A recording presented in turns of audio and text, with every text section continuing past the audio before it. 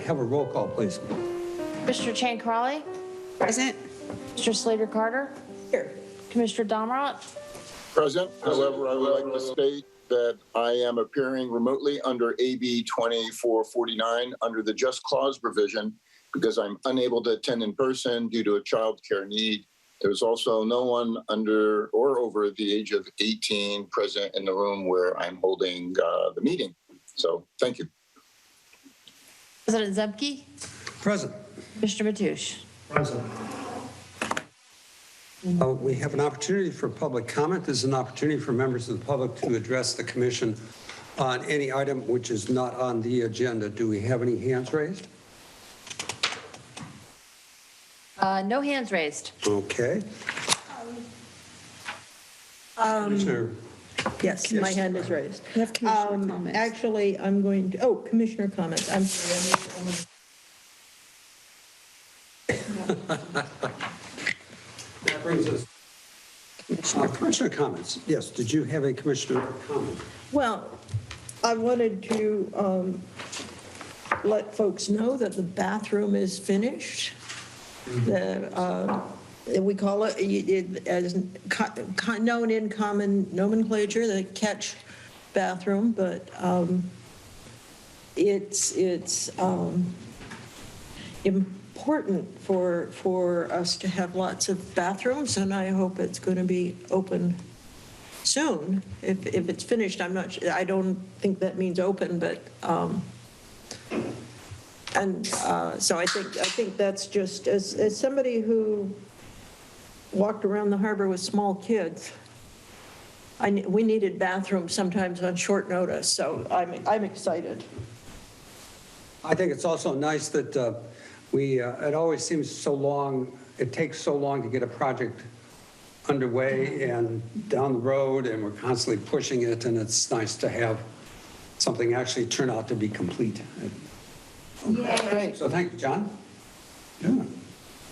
Any other, Commissioner Chen-Crowell? Yeah, so I wanted to put out there that last night the Half Moon Bay City Council approved a project to move forward in light of the Half Moon Bay shooting around the Lunar New Year time. And it's a project that the Organization of Chinese Americans, San Mateo County chapter, and Self-Help for the Elderly did, which was to make 1,000 cranes during a day of peace. And we're going to be, I've been involved with that and, helping with the project, and also, helping to find venues to get the project done, including at Station 1 at Menlo Park Fire Protection District's fire station. And we've had, the folding at Self-Help for the Elderly. And so this is the staff, that city staff has been directed to look for, or to move forward with an exhibit area in the Half Moon Bay Public Library. And I don't know what kind of event, if any, there's going to be. I think there might be a small one, but I hope that the Harbor District will be represented in that. I know I'll be there. I don't know exactly when they're looking at, maybe a September, October timeframe, I think. Just a lot of it depends on, when things can get done logistically. But I'll let everyone know. I think this shooting has affected the coast side. I mean, obviously the county, but really the coast side. And so I think that we're such a big and important district to a lot of the community that I think that we should be there. Mm-hmm. And I'll keep everyone posted. Great. Thank you. Mr. Mateusz, do you have any comments? I'm good. Okay, and I have no comments as well, which brings us to the activities. George. I forgot you, George. George, do you have any comments to make? Just quickly, I had a brief text message with the Army Corps of Engineers.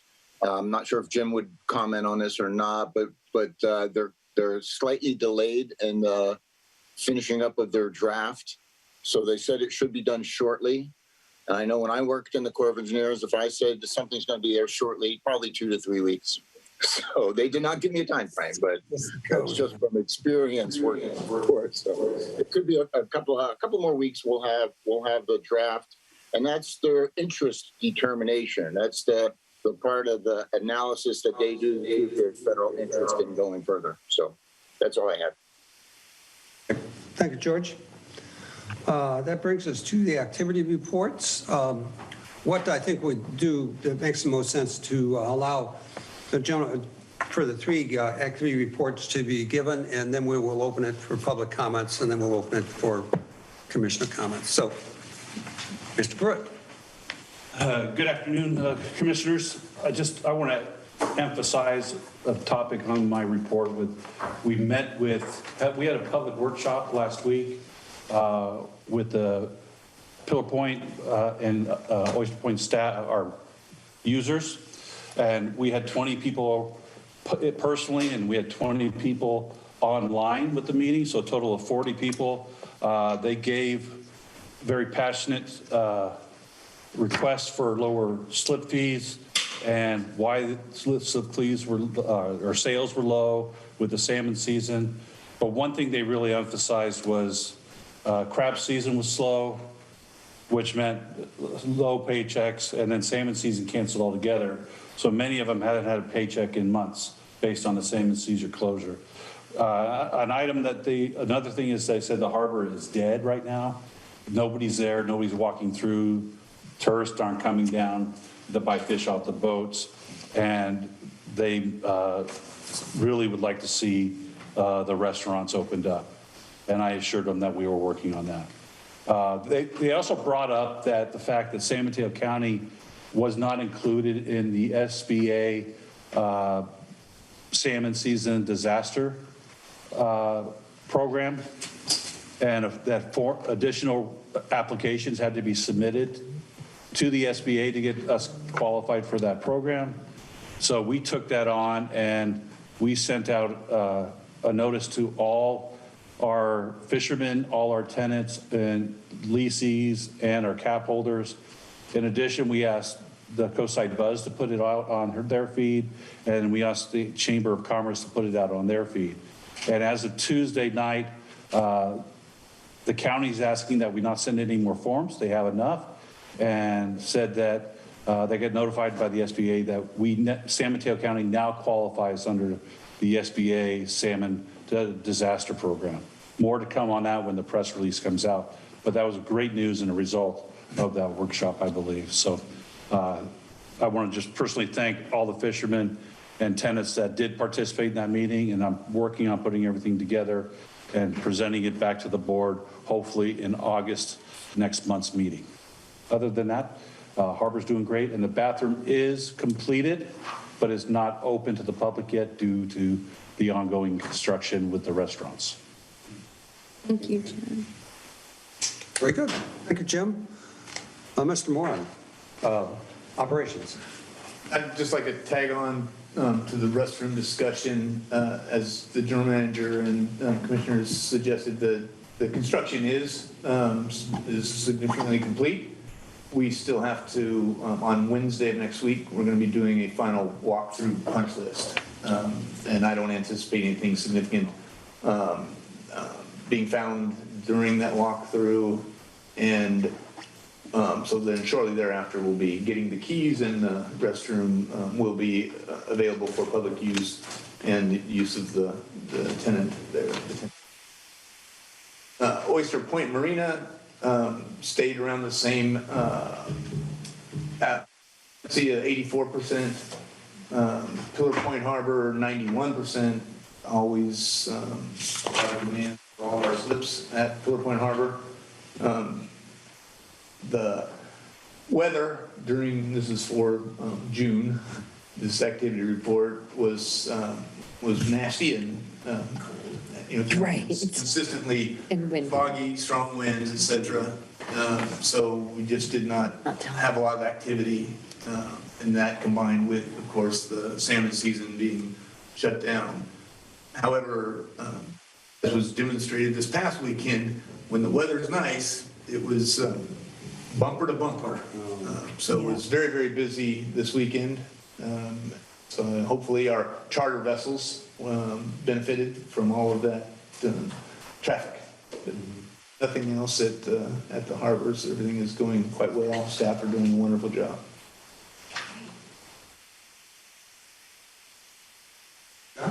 Julie, administration. Anything Good to add? afternoon, President, Zemke, commissioners. Have about 4 vacancies at the harbor right now, and we're working on filling those. 3 of those vacancies will be filled within the month, and then we're expecting 1 more vacancy on our team, on the operations team. I talked about implementing a cloud-based system for the ERP system, fully cloud. We are going to start that project tomorrow.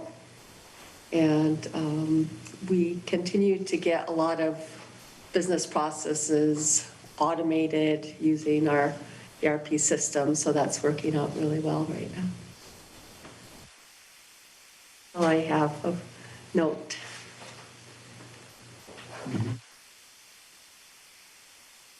Yeah. Okay. I will now open it to public comment on the activity report. Do we have any hands raised for public comment? No public comment. Okay, any comments from the commissioners? Yeah, for the great work they're doing. I think so too. And I too would like to especially thank our general manager, Mr. Pruitt, for being diplomatic and professional in his dealings with our tenants, which I know have caused a lot of tensions back and forth. And I think he's done an excellent job there. Any other comments? Okay. Moving along to the consent calendar. Are there any items on the consent calendar that commissioners would wish to pull?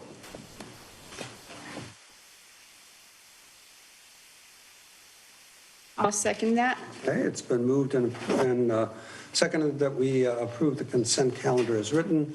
Can we have a roll call, please? Is there public comment? Sorry.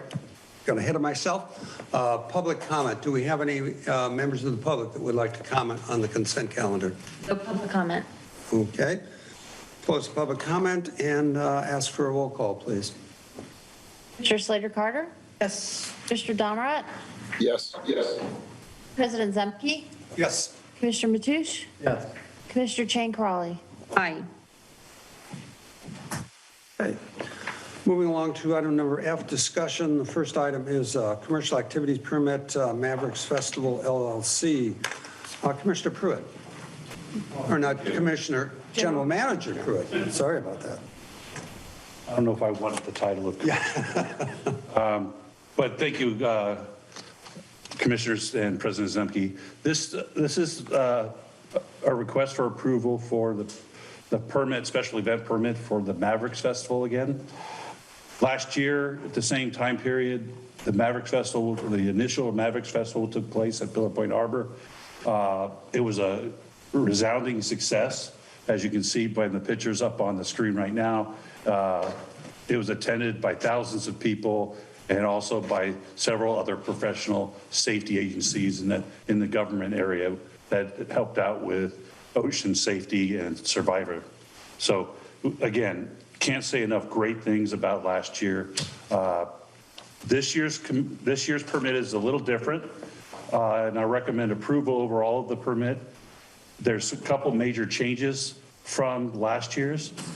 Last year the board gave them a waiver for permit fees, and this year there is no waiver of the permit fees, so they'll be paid in full. And they're asking for the event to be 2 days, not 1. So that will impact the harbor for up to 4 days with the 2 days of setup and then 2 days of festival. And I will say that last year, I don't think there was a single piece of paper or remnant of the festival left after they took down their stages and equipment and cleaned up and returned the harbor to better than it was before the festival began. So again, great. The sponsors of this event or the organizers did a fantastic job. So they're asking for 2 days this year. And then the third major change is, and they're going to discuss about it more, is Parking's always an issue on the coast side, so they've leased out a spot or area at the airport for parking, and that's going to be paid parking out at the airport, and they'll be shuttling people back and forth. And then they would also like to close down parking lots C1 and C2, and those parking lots are the old RV park and the crab pot storage area that we do, so those two parking lots.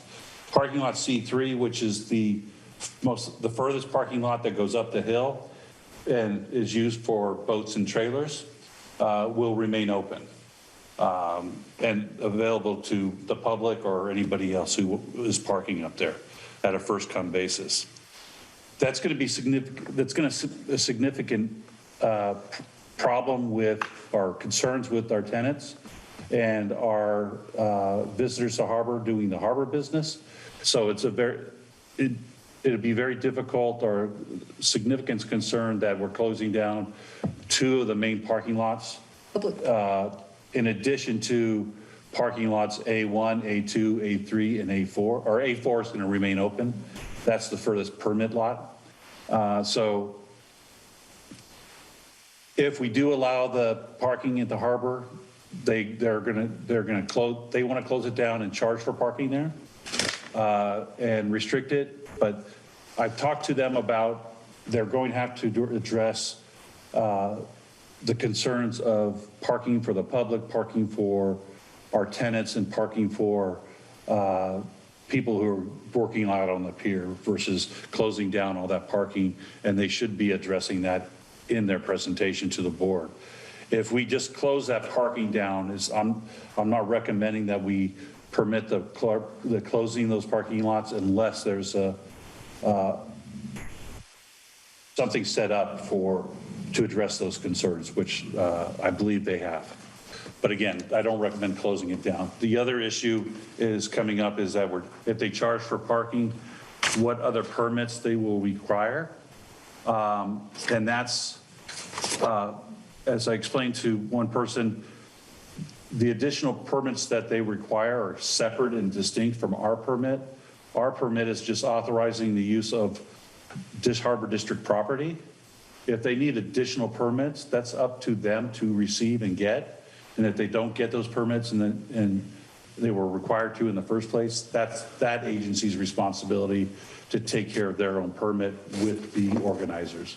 I'm not recommending that the district be the gatekeeper for making sure that an organizer has all the permits that are required. We should put that on the organizers, and they're aware of that, and they will address a little bit of that in their presentation today. Any questions for me before we let both Mike and Chris are here to make a presentation? We can take that presentation and then have questions afterwards, or I'm available for questions now. Should we just go ahead and jump into the presentation? Probably makes the most sense. Yeah. Okay, yeah, let's have the presentation. All right, Mike and Chris, the floor is yours. Hi, everyone. This is Chris Couvelier, and good to see everybody on this typical July foggy day down here in El Granada. We're excited to give everybody an update following our March 23rd meeting where we presented the two-day festival, and there was a request to share some more information. And so what Mike and I are here to do is just very quickly give you a quick highlight and refresher on 2022 recap, which we'll keep very high level. And then Mike will take you through more of the details of the plan for 2023. And Jim, thanks for that intro. That you covered all the high level points that we were looking to cover. So we'll bring this to life for everybody. And just to address, Jim, what you said, which is helpful. Last year it was great. We brought in $130,000 in revenue. We spent about $160,000, so it was not profitable for us, but it's an investment in time and for the community to do a great event. And last year we brought in 8,000 people. This year, doing it 2 days allows us to leverage the cost of bringing in a big, beautiful stage. We think we will get 20,000 people down there to the harbor over the 2 days. I think it went off very well from an operational standpoint. Last year, And our plan is, as Jim mentioned, is to do the exact same thing, which would be leave it nicer than when we found it. So all of those same things will be here. So, essentially what we really looked at last year was, what went really well. And it was great community engagement. I think attendees had a great time. All of the different main tenants there had very, very big selling days, and it brought a lot of foot traffic down to the harbor. And we were really able to raise money for our local community, which we'll be doing even more of. Last year, we raised $7,800 for Sea Hugger. And as Jim mentioned, we had some other government agencies like the Coast Guard that had really nice presence, and it was really good to see the engagement between the harbor folk, all the surfers, and the Coast Guard and the San Mateo County Sheriff and those agencies. So also, going to the next slide there, Mike, we also realized there were some areas for improvements. So what you're just seeing is things that we can do to optimize the festival and continue to improve attendee experience. And so, Mike, going to the next slide. So I'm going to pass this over to Mike and really walk through some of the logistics. And I think the key is the keys are in this whole thing is that we will do what we did last year and left it better than we found it. We do want to talk about the parking because doing some paid parking helps us offset the cost of the full permit, which we know is good for income from your standpoint. And we just like to walk through those details and figure out a win-win for everybody involved. So with that, I'll pass it over to Mike McLaughlin, who handles all the operations for the Mavericks Festival. Mike, you're on mute.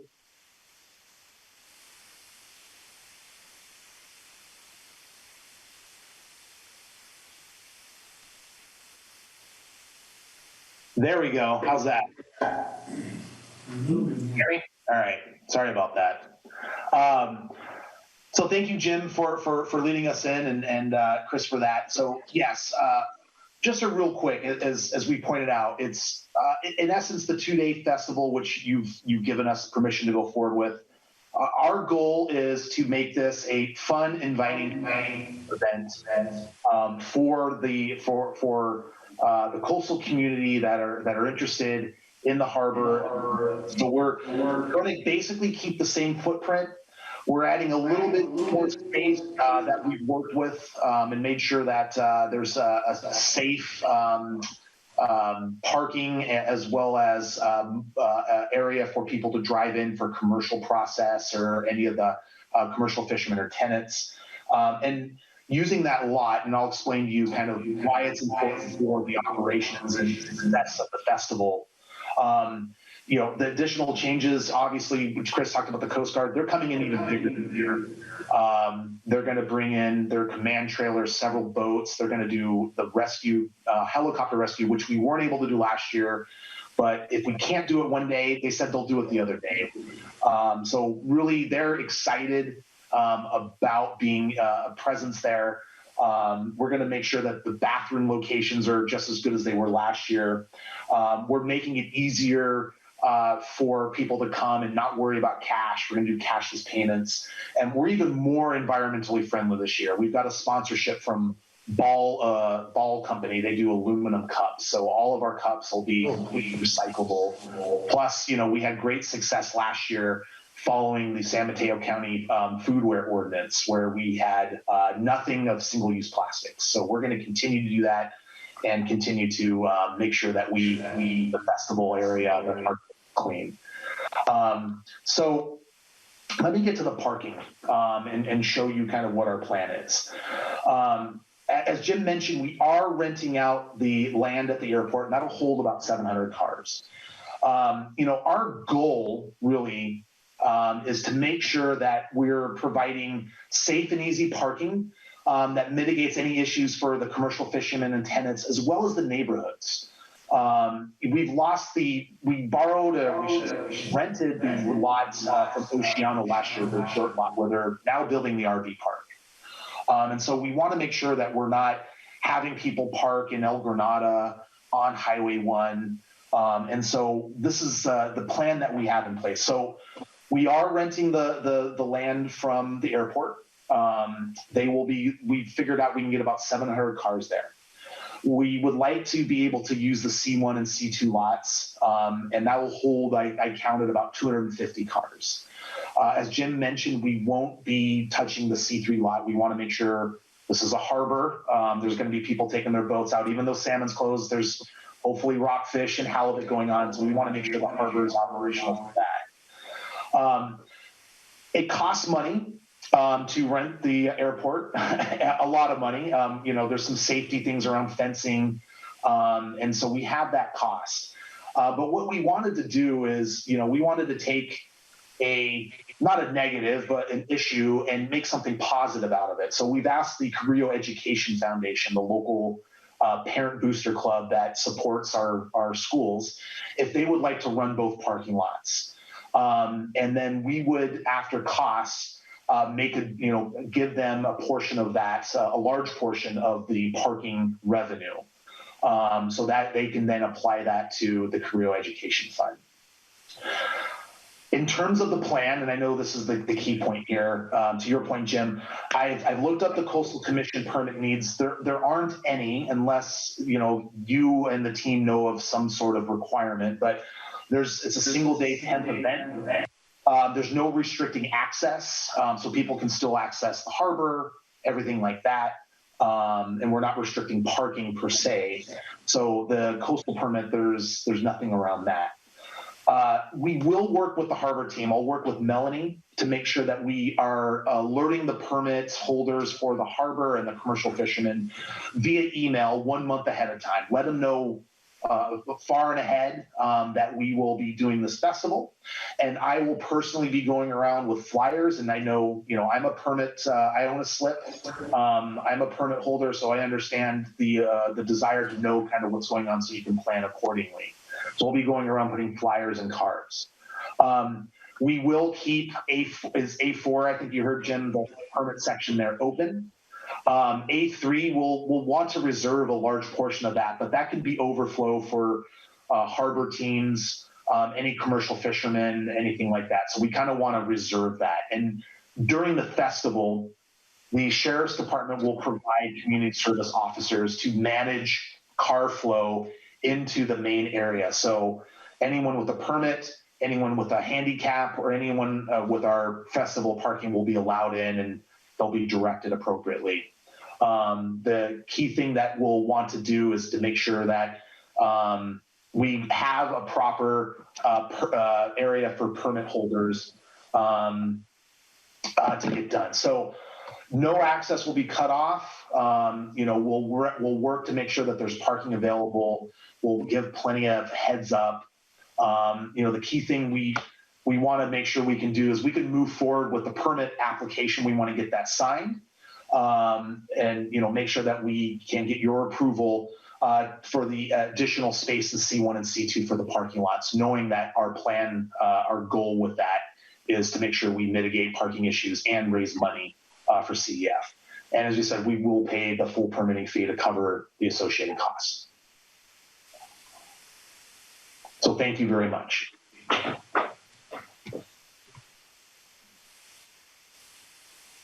Public comment on this presentation for this item. No public comment. Okay. Do we have any comments from the commission? Mr. Mateusz. I have a number of comments. Hard to tell where to start. Now, you're talking about using some sheriff's people and some community safety officers. In the back of my mind, I want to think that during the Mavericks contest on those days, as I recall, the cost was approximately $70,000 for sheriff and highway patrol. And with the number of people that are coming in, I just want to make sure that you've considered so that we don't have some type of clogging Highway 1 any more than it happens on a routine basis now anyway. I'm wondering about a percentage of the parking fees that you collect and a percentage of sales from all the vendors. Part of that is it's really not fair to our lessees that they have to pay a percentage on all their sales, and we have people selling merchandise, food and drink right in front of them that are not paying a percentage. As I look at some of the parking here, I'm against C2 closing. I would say I'm willing to give up C1, but we've got to preserve parking not only for the launch ramp, but preserving parking for lessees and commercial activity permit holders. Specifically, like as former charter boat operators, we need a special signage to direct charter boat customers on where to park, and I would say that should be C2. But also, if there's commercial boat people selling fish off their boats, they need a place to park. On the reserved parking that's closer to the recreational docks A through C, like a one lane there dedicated to be able to service. There's a number of six-pack charter vessels in that area. And I think it's important to make sure those people have parking, because part of that is permit parking only. September and October are finally good weather for anglers, and we need to be able to make sure we cover access for the charter boats, for the recreational boats, and so on. Anybody that's looked at the weather lately, we've had about 10 days of weather where we just can't get out for the great bluefin fishing that's here. September and October will be finally a break in the weather for rock fishing and perhaps the bluefin or the albacore. But I don't think that the way I'm looking at this now, there's enough allowance for parking for other users besides the festival attendees. So let's see. I think that's about it for now. So I'd like to see those things addressed before we finalize a permit. Commissioner Chancarelli. So Mike and Chris, thank you so much for the presentation, and thanks for putting together the festival. Last year was a huge success, so I am for the 2-day permit, but like Tom, I have some heartache over the parking issue, because at the end of the day, the harbor is a working harbor, and for all the reasons that Tom mentioned, I agree with him about, well, I would actually not, I would want to keep the two, C1 and C2, open for the various reasons that Tom stated. But also I look at, and I mean, maybe I'm thinking too small here, but the whole idea of, making the harbor accessible, I think is also within the spirit of the Coastal Act. And, for us, since it's a working harbor and there are other small businesses, I mean, the parking's going to be crucial for them. So I'm not sure if y'all have a financial model that would exclude paid parking for you if we were not to, if we were to not allow for the parking spaces for C1, C2. So, I mean, but I do think that people's who, the visitors there last year, I think would have loved to have a second day. I just have a question. You said that you were down, I think it was, you were down $30,000 for one day. Is that correct? I saw that in your presentation. That is correct. Yeah, and so do y'all have any estimation of what it would be profit and loss wise if you were to do this for 2 days without the parking? I mean, I don't know what your financial models have been with and or without the parking. So, Yeah, Virginia, let me take that one, Mike. So sure. Last year, Virginia, we were negative $30,000. So there's certain hard costs like the rental of the stage and some of those things that we can leverage over 2 days that is very helpful. So the costs that we have are the people we have to pay, like half price for the second day on the stage. We have 3 other bands that we've secured and are paying, et cetera. So what that helps bring down the costs of are some of those hard costs. we're expecting this year it should break even. And we have 4 different income streams. We have sponsorships and dollars that come in from that. We have alcohol sales, we have merchandise sales, and we have a portion of the food sales. So this year, our outflow, last year was 160. This year, we're going to be spending well over $250,000. And we believe that if we get the 20,000 people down there, we will be break even to slightly profitable, and slightly would be 20 to 30,000. And because this is a community event, we really want people to be able to participate. And so this year, like last year, it's free. So we're not charging people. And so last year, I think our permit fees, there was a waiver, which was helpful. I think it was about a $3,000 cost. And this year it's costing somewhere between, I think, $12,000 and $13,000. So, the cost of doing the parking at the airport is well over $20,000. And so, what we're doing is we're, again, going back from a community involvement standpoint, is getting labor and people that can come in and participate in some of the fees of the parking. And we're, as Mike mentioned, we're splitting any leftover after cost with CEF. So, essentially, we hear what you're saying. What I think Mike has done a great job being a tenant is leaving some of that north parking lot area open. We have special people there which would guide cars through so they have availability to that parking lot. And the request for C1 and C2 still would leave open all of C3 and would provide parking there. So, our request would be if we can have some sort of paid parking, and I don't know if there's an opportunity to do just C1 and not C2, or where it would make sense, but it's helping us offset some of those increased costs that we're bringing because we've lost parking availability across the street at Oceano. And to put that in perspective, Virginia, from a budget standpoint, when we did Oceano, it cost us $1,500. When we're doing the parking at the airport, it's more like $26,000. So it's a much bigger cost. No, I know. That parking. So anyway, I'm hoping there's a good middle ground where you guys have parking where it still gives plenty of access to tenants and people that want to come down, but that we can also generate some parking revenue to help offset some of the costs. Right. So, Chris, I just think that this is a public parking space, and I don't know what the slippery slope might be in the future if this is precedent that we might set that is not going to necessarily benefit the Harbor District in the long run. I don't know if that makes sense as a matter of public policy. For me, it's like, should a festival of this sort exploit public parking for their own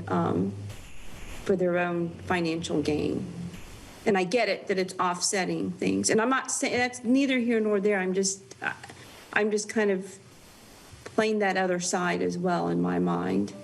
So that's where I'm kind of torn, and maybe there's a middle ground. I don't know, but that to me, I just look at the spirit of the Coastal Act and not having this parking available for the public when it is always available is a little troubling to me. That's all. And I guess, Virginia, my comment back to that would be, is there a middle ground where maybe it's just C1 and not both C1 and C2? Right. Yeah, I know, but it's a philosophical question too, as a matter of public policy. Yep, totally get it. And the other side would be bringing the foot traffic down to the harbor, which I know benefits everyone involved. So Yeah.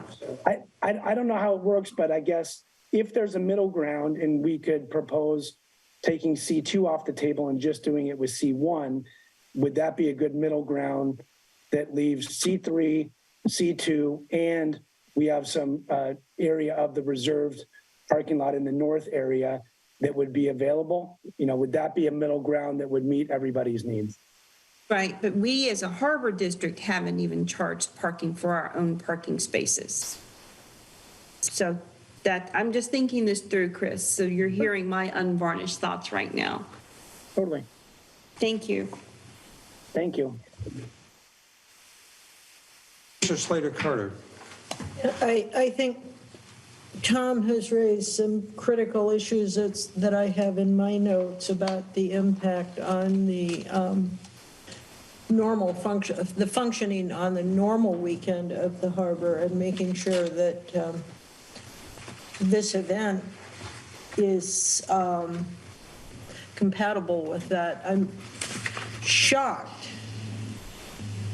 that the county, for a community event, is charging $20,000 Yeah. I mean, at the airport, at the airport. $26. When I heard 20 Mike, to 20. is that figure correct, Mike? Am I quoting that correctly? The proper amount is we have to pay $12,000 for the land, and then we have to provide fencing around the airport, which is going to cost another approximate airport parking. So it's 12 grand for the rent, and then approximately $7,000, so close to 20 grand for fencing and security. So 20,000. Thank you for clarifying. I overstated that. My apologies. All right. Still a large number. $7,000 for fencing is, but for the county to charge $12,000 for a place to park your car, I'm disappointed that I was just noticing as I drove past there today, they have a sheet metal shed with the roof falling in and windows missing and all kinds of things. And they expect a community event that supports community services to pay this much money. I'm disappointed. I will say, when people talk about having the county take over the harbor district, remember this. Okay, so stay on topic. Because it's a local district. It does take care of the folks who in the county. I have some real questions about paid parking from the harbor district. And I understand how much it is to, how much costs are. But I have a question for Jim. And so are we getting reimbursed for the 4 district staff, or is that our donation to this project? No, that's included with the permit fees. It is included in the permit fees. Okay. I'll X that out then.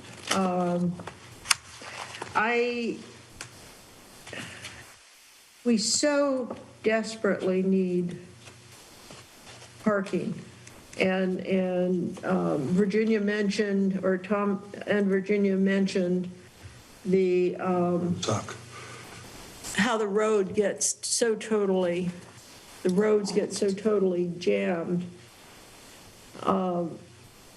But this will be from September 30 to October 1st, and as we know, traffic on the coast is at a standstill between about the 1st of October and the end of October. I have kind of mixed feelings on paid parking, because I'd like to see as many people be able to come to the coast to enjoy it as possible. And parking is such an issue. I'm going to leave it to staff to decide on that, but I do know that Coastal Commission really is one of their strong points of view is that the coast should be available And accessible. and accessible, and for everyone, and they have used that on permit applications quite seriously to reduce the size of some of these projects and, or to eliminate, to say no to them. I'd like to see us maybe doing more of a discussion, maybe offline, but with Coastal about that kind of thing. It's certainly not going to be anything we're going to resolve with Coastal this year. So, and I will say, I went to the event, spent all day there last time, and I thought it was an excellent event. I particularly like that the Coast Guard and the Harbor District and a lot of the agencies that are important to protecting life and making the coast accessible were there and were able to get their message out. So I'm glad it's going to be 2 days. I hope we have a jillion people, and beyond that, I'm just going to go with whatever staff is recommending on this. Could I'm not sure the process, so excuse me if I'm out of order. Could I add 2 pieces of information to that would be helpful? Okay, go ahead. Thank you for those comments. That was great. So two things I just wanted to bring to everyone's attention. One is last year, Mike, if you go back up to some of the things that did not work well, one of the things was bike parking.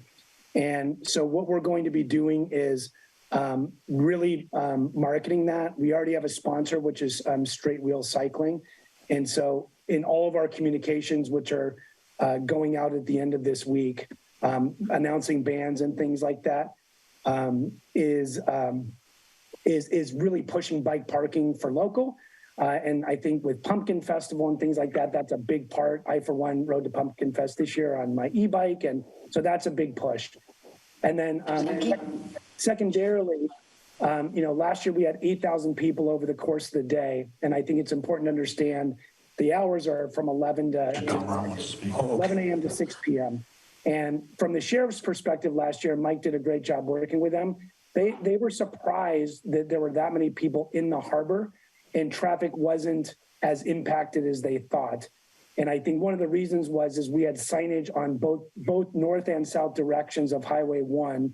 And Mike would know the agency that did it, but it said, event, coming, traffic will be heavy. And I think, that really gave a lot of the locals a heads up. And so I think either people were coming to the festival and using some of their alternative transportation, or they avoided it. And so I think it did give good access in terms of other people coming in. And I think last year, the blend, from what we could tell, and this is anecdotal, I don't have data on it, but we thought it was about 40-50% local and probably 50 to 60% out of town.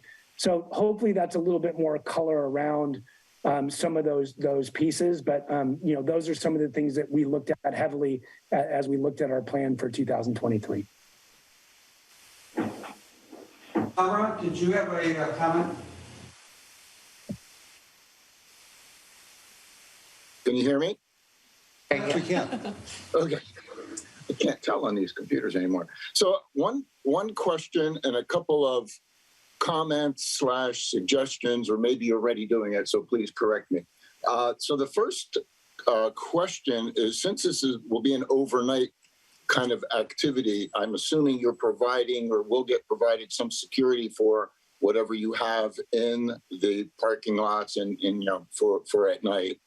I see heads nod, so that's good. So the other one is I'm always looking at these kind of events as education opportunities. I love the idea of embracing the community, but since this is a Mavericks Award Festival, the award part is an interesting part. I was wondering if you considered working with the local high school and the surf team to maybe allow them to provide some awards or some recognition to the young surfers. I mean, I've been surfing 55 years. I remember in the 60s when I surfed, looking at Surfer Magazine and YMA and saying, oh my God, if I was ever there, kind of thing. So this is an opportunity for the youngsters to kind of get some recognition, and they have a really good competition team. So something to consider. The other thing is, and maybe you're already doing this, in terms of the booth that you may have for your ocean safety, as part of an education, do you guys provide, or any of the agencies there provide, like some posters that not only talk about the ocean safety, but about the ocean itself? Since this is a Maverick event, where do waves come from? There are things online. You'd have to probably get permission to use it. I've seen even videos of how waves break on Mavericks and where they come from and so forth. So some kind of educational display that folks can at least just look at and see where the waves come from, what's the ocean all about. I'd like to embrace more the environmental surfer. I remember back in the 60s, they did not consider surfers environmentalists. There was a lot of negative connotation to being a surfer. That has changed a lot now. And so embracing that environmentalism, I think, is an important part.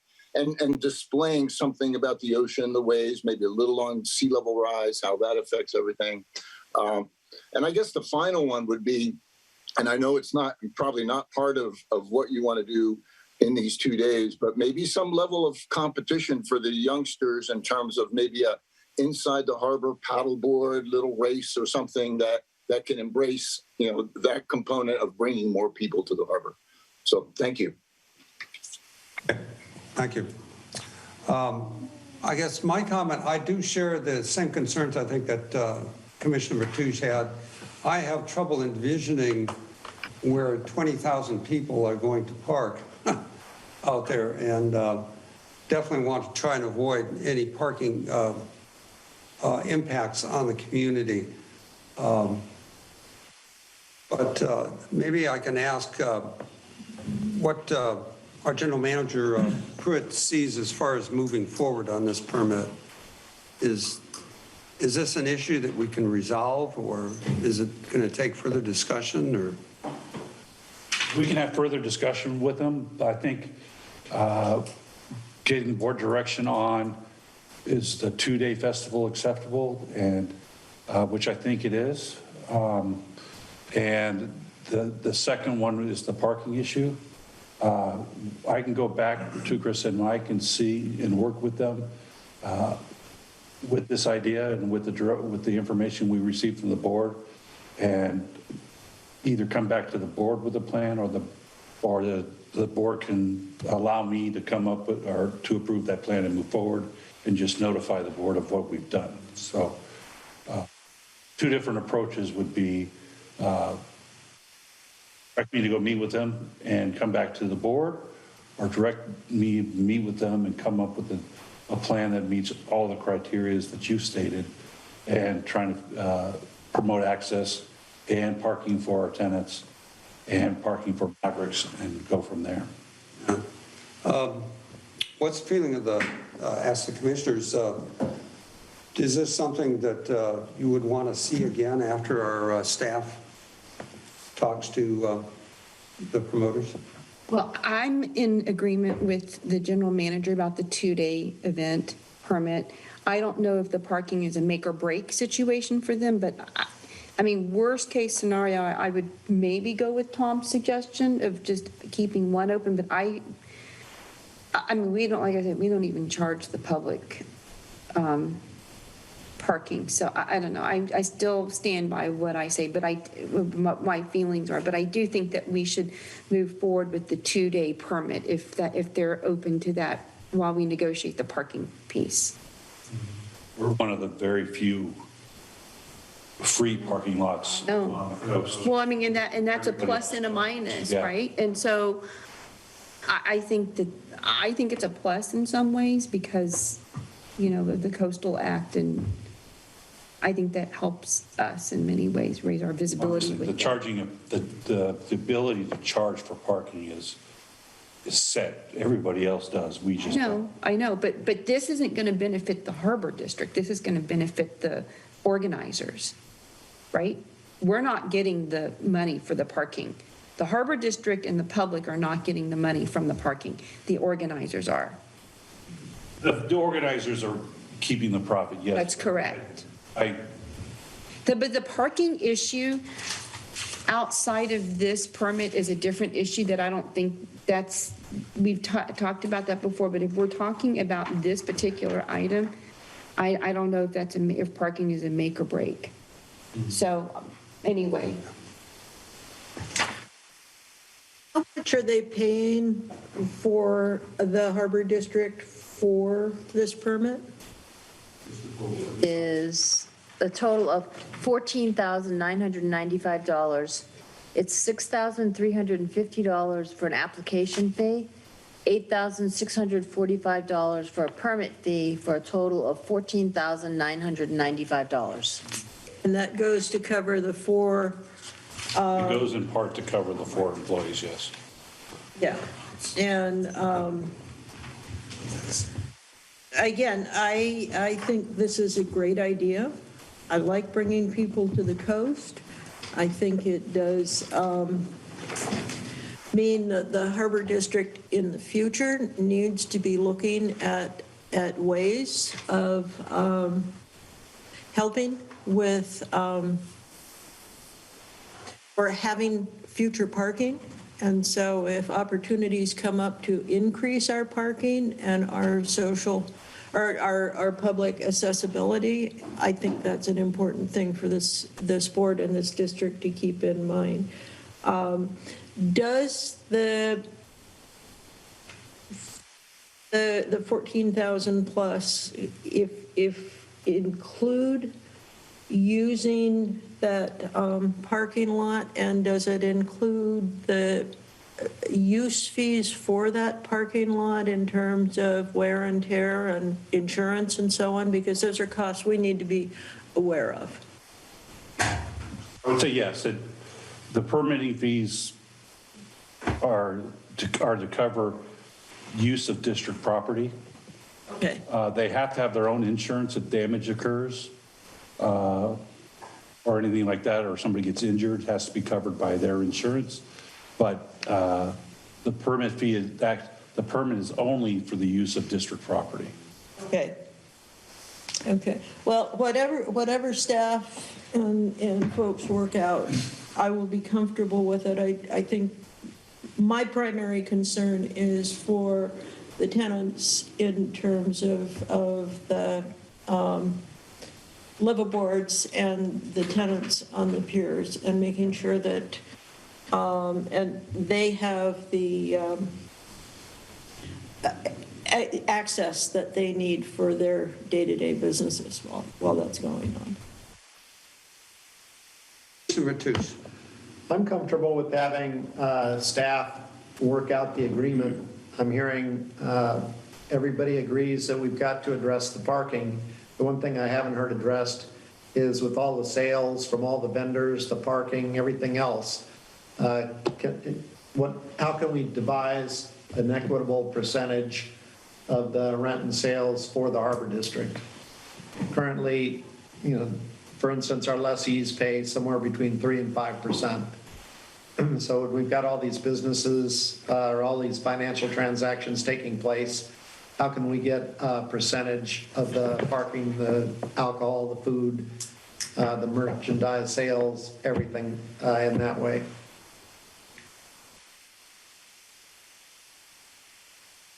Okay. Commissioner Delmara, did you have any follow-up questions or comments? No, I agree with the other commissioners. I'd leave it to staff to work the recommendations for the parking.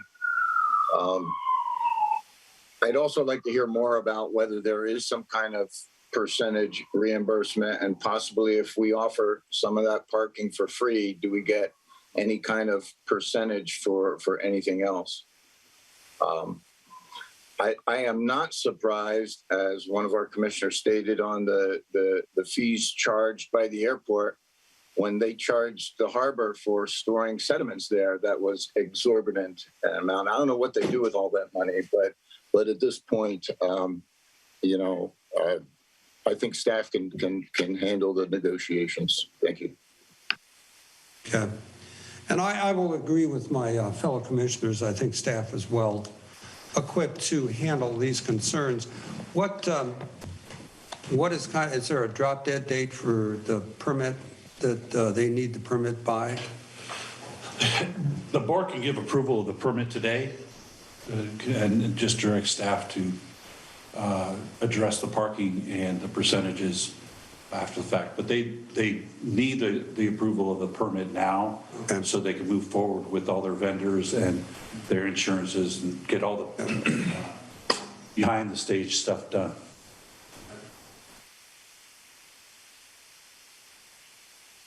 Thank you. I do not like agreeing to details before I know what they are. As in agreeing to this harbor permit and then having the details worked out. I will do it this time, but did that with a legal matter at the last special meeting. We're doing it again, and I think it does a disservice to the public to have the board approving things without knowing the final details. So I would like to see us have those details worked out before they come to the board for approval. Commissioner Matoush. I just move that we approve the permit as a board and let the staff take care of the final details. And it should be noted that Commissioner Slater-Carter's comments perhaps next year approach the Harbor District earlier on permitting issues so we can have a little more time. You'll have more time, we'll have more time. Yeah. There's been a motion. Is there a second? I'll second. Okay, it's been moved and seconded that we approve this permit with directing staff to take the comments of the commission into consideration. Any public comment, since we haven't had any public? Okay, No public comment. okay, no hands raised. Can we have a roll call, please? President Zemke? Aye. Commissioner Matoush, sorry. Aye. Commissioner Domerat? Aye. Commissioner Chang Crowley? Commissioner Slater-Carter? Yes. Okay. We can move on to item number F2, the time and place of San Mateo County Harbor District regular meetings. General Manager Pruitt. Placed this on the agenda because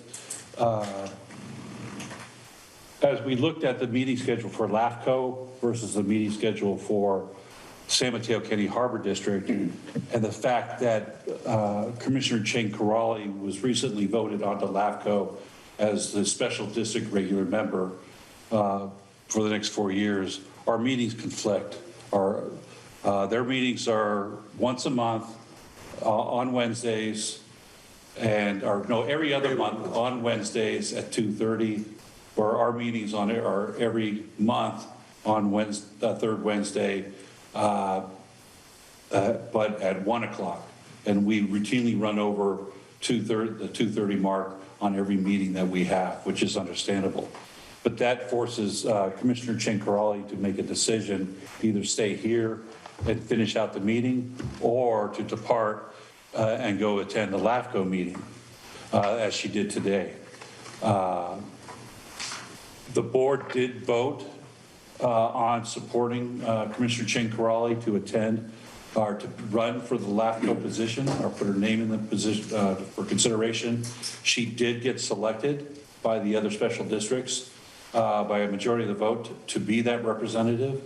And I support the idea of the San Mateo County Harbor District taking the time to allow Commissioner Chang Karali both to attend this meeting as a commissioner and as commissioner for the LAFCO board, which we again supported and voted, I think 5-0 to support her to do this LAFCO position. Any questions I will take, or? Let's see, do we have any public comment on this? Yes. Yes, okay, let's take some public comment. Lorenas. Go ahead, Ed. Ed? Thank you. I'm very happy to see this on the agenda, although not for the reasons that you have. As I've stated before, I think it's very important for this special district to have its meetings at a time when most of the public can attend, which is not in the middle of the day. It's a kind of ironic that this is being discussed so that one of the commissioners can attend a LAFCO meeting, given that LAFCO has jurisdiction over how special districts perform. I would like you all to consider changing your meeting time to 6 p.m. rather than middle of the day. There are a lot of folks that would like to weigh in on what you all do, especially here on the coast side, and they either struggle to make this meeting or they cannot attend it. So please give that some consideration. Thank you. Thank you, Ed. Any other public comments? Yep, hold on a moment.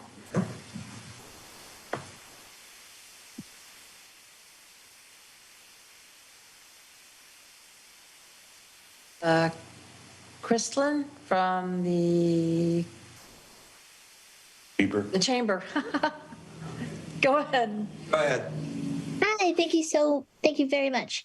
I just wanted to say that if the choice is to move the meeting or possibly lose Virginia, I do hope that the meeting will get moved in lieu of that. I think it's important for LAFCO to have somebody who's familiar with the coast side in attendance at those meetings, and definitely having her leave meetings early would not be ideal, as she's a valued member of the board. So I would just like to put in for support of moving the meetings.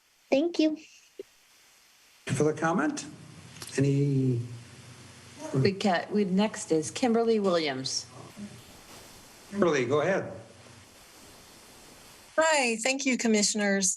I also want to support having these meetings at a time when more of the public can attend. I actually missed the first part of this meeting because I do work during the day, and sometimes it's very hard to be able to get away from the work day to attend a 2-hour meeting.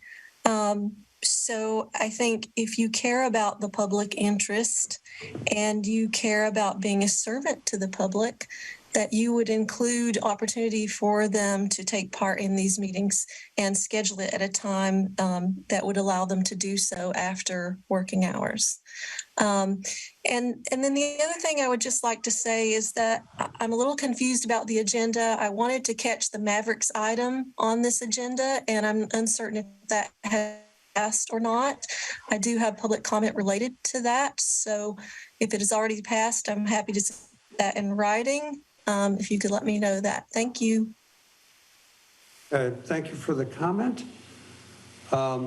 Any other further comments? No more public comment. Comments. Okay.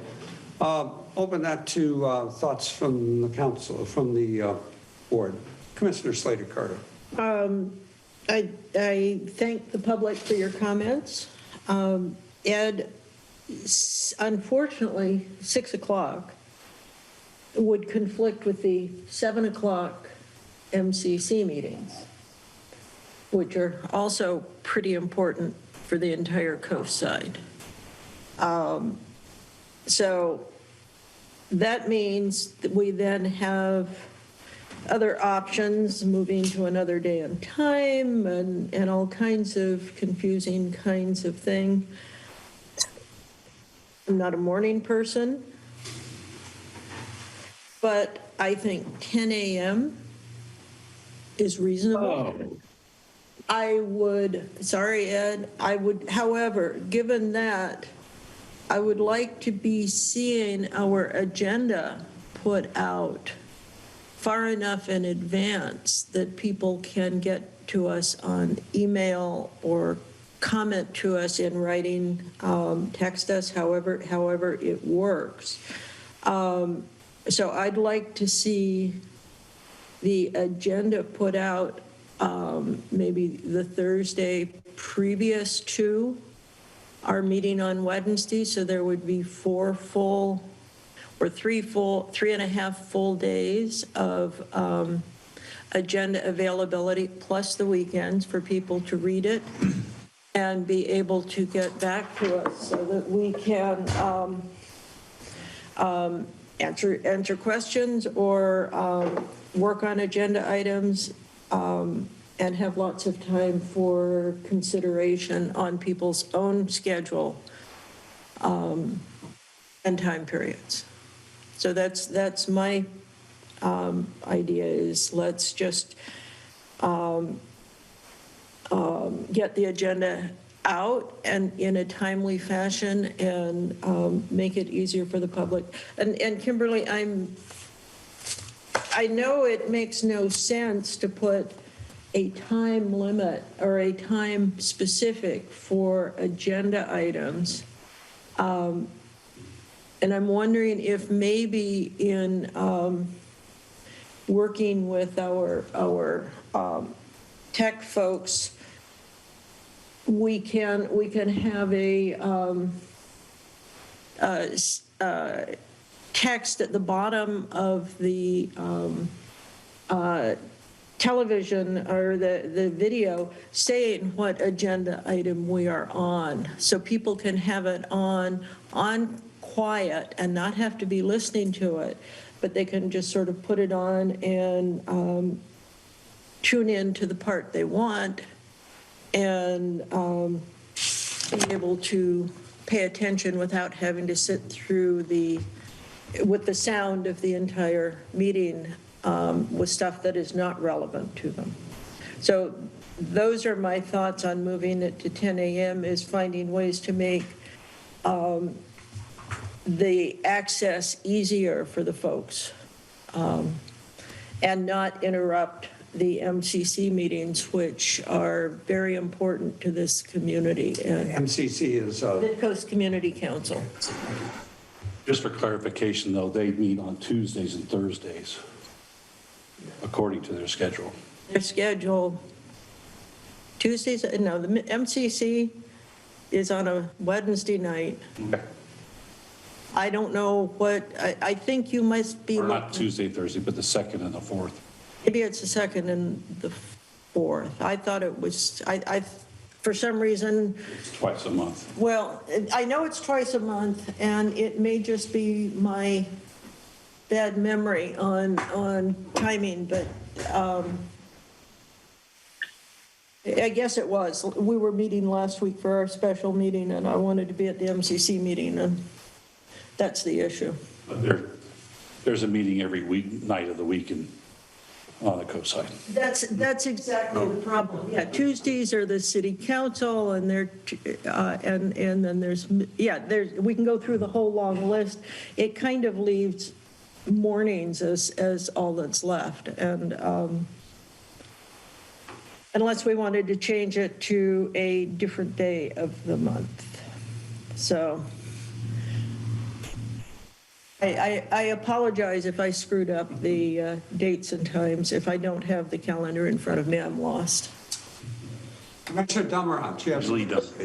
Yeah, I have a quick question. Since it's Virginia who's going to be going to those other meetings, wouldn't she need some time in front of that meeting to prepare or to travel to that meeting? So 10 a.m. to 1, she may be involved in other things. She can comment on that. So I'm leaning towards either Tuesdays or Thursdays at 1 p.m. at least, maybe to start. Maybe we can adjust that after X amount of time if that's not working out.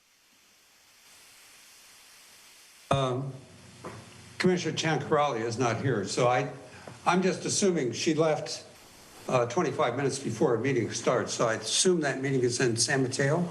Redwood City, okay. So And she did mention, that time was mentioned and was okay. Okay. President Zemke, we have a public comment. Okay, let's take the public comment. Go ahead. Go ahead, Fran Pollard. Hi, good afternoon, everyone. I haven't said anything about the timing of meetings either, but I agree with most of the the audiences that have spoken up before that you need to change it to an evening meeting. Even 5:30 might help, and then you're done before most meetings start at 7 or 7:30. Your meetings don't drag on anymore like they used to, so you probably could do that. And as far as MCC, they meet the second and fourth Wednesday of the month. So your meeting on the third Wednesday doesn't conflict.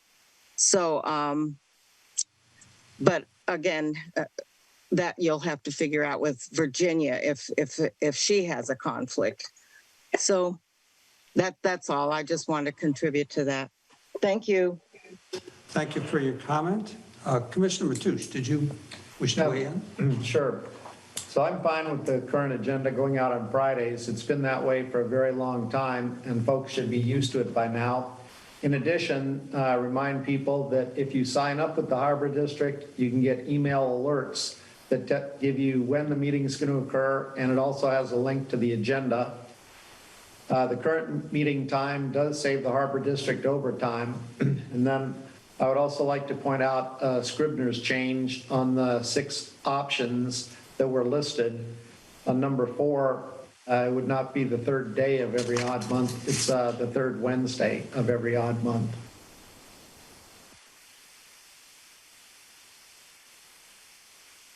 I guess I would go ahead and support changing the meeting to 10 a.m. We've been down this road about when the supervisors' meetings are. And I think people that want to attend will attend. So I also have a little bit of angst over that. I think that number 4, although it's correction to say Wednesday, I think it'd be very confusing to figure out if this is a meeting day for 10 a.m. or 1 a.m. So I guess I'd have to go with the solid 10 a.m.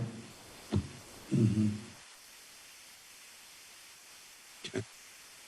I myself am not unsympathetic to the thoughts of having a evening meeting, but in view of people driving long distances and having meetings that go late at night and where we're situated, I would tend to not support an evening meeting because people do drive a long distance to come here.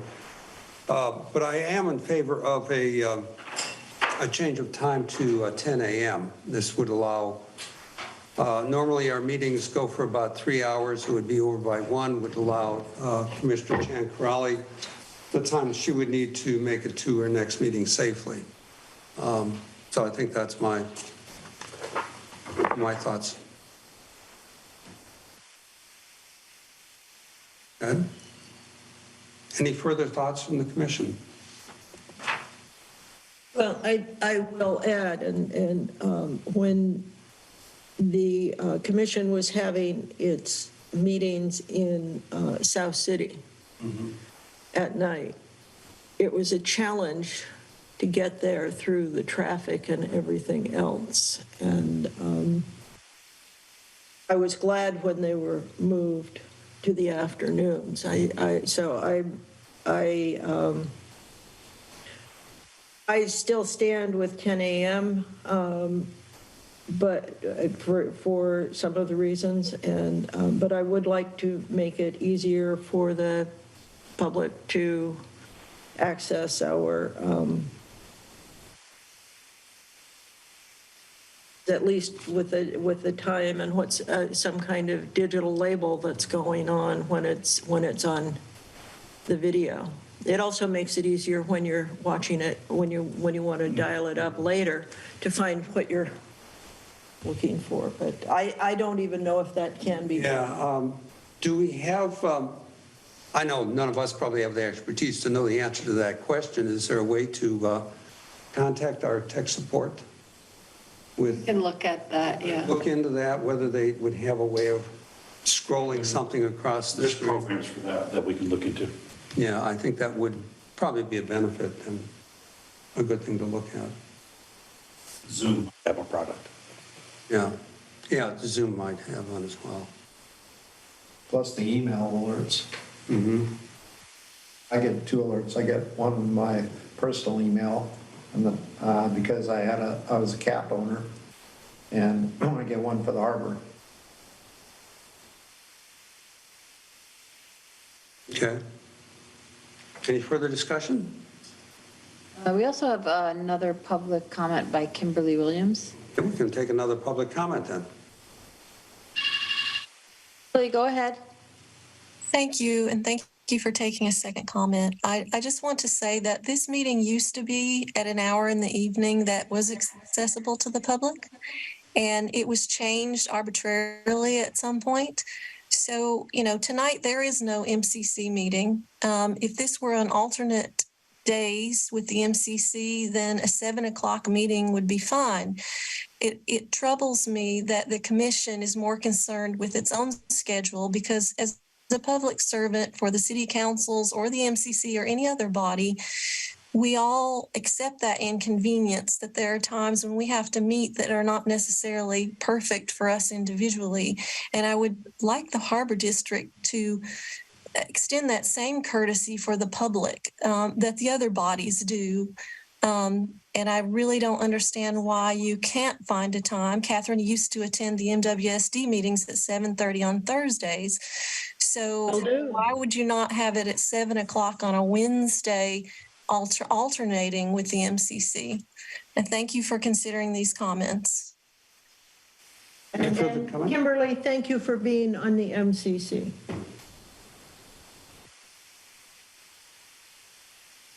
Okay, well, I will entertain a motion if anybody wishes to make a motion. It's excuse me. Yes. Today was providing direction to staff on which way the board wants to go. Okay. And it sounds like the board would like to move towards 10 a.m. meetings. Okay. So if that's direction that the board is giving us, we will prepare a package to change our meetings to that time. The other point that Commissioner Slater-Carter mentioned, I understand that the staff is probably under time constraints to get all of the staff reports prepared and onto the agenda. What additional concern might be raised in trying to get the agenda out a day early? Is that? We would just have to adjust our schedule. Your schedule? It's doable. Oh, okay. That might be one thing that might at least give the public at least a little more time to know what's up on the commission. We can publish the agenda as soon as it's ready, or no later than Thursday. Okay. I would appreciate that. And send out all the I would like email to get that out alerts. earlier if I can.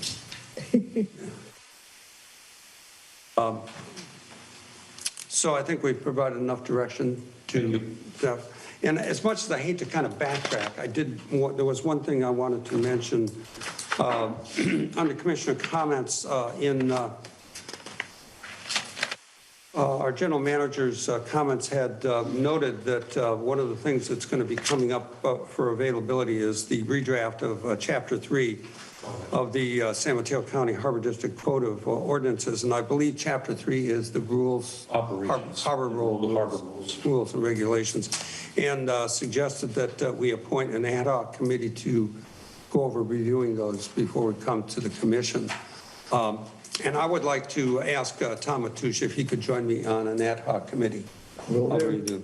Okay, Tom. So I will establish an ad hoc committee on the review of the redraft of Chapter 3 of San Mateo County Harbor District Code of Ordinances to include myself and Commissioner Mateusz. Thank you. Okay. And that is all I have. Motion to adjourn. Okay, it's been moved and seconded that we adjourn. Can we have roll call, please? Commissioner Damrat? Aye. President Zemke? Aye. Commissioner Mateusz? Aye. Commissioner Slater-Carter? Yes. Okay. Thank you all. Meeting is adjourned.